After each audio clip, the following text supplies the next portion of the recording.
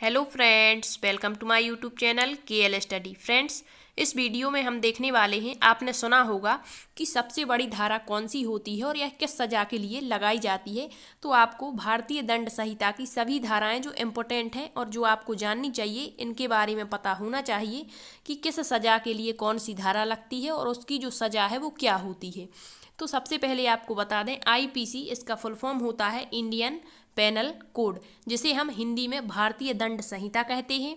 और जो भारतीय दंड संहिता है हमारी, अर्थात IPC इंडियन पेनल कोड है, इसमें भारत में जितने भी गुनाह अपराध किए जाते हैं तो उनकी सज़ा का प्रावधान इसके अंतर्गत किया जाता है।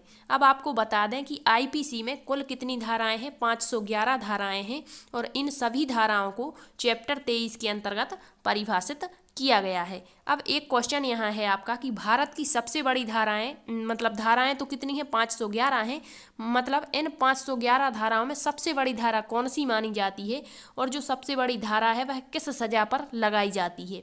तो आपको बता दें कि भारत की जो सबसे बड़ी धारा है वो 302 मानी जाती है।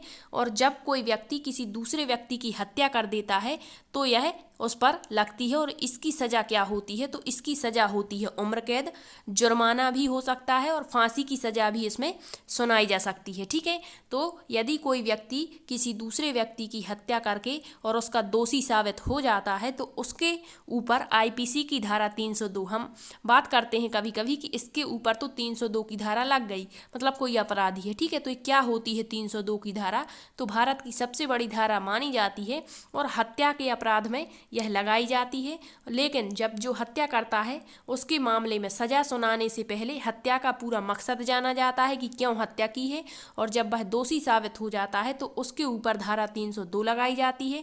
ये सबसे बड़ी धारा मानी जाती है। सभी 511 धाराएं हैं, इनमें से हम 511 में से जो इम्पोर्टेंट रहेंगी, छेड़छाड़ के अपराध में कौन सी धारा लगती है या अन्य जो मैटर रहते हैं, ठीक है, तो सारे एक एक करके देखेंगे। आज हमने देखा सबसे बड़ी धारा 302 होती है। ठीक है, थैंक यू।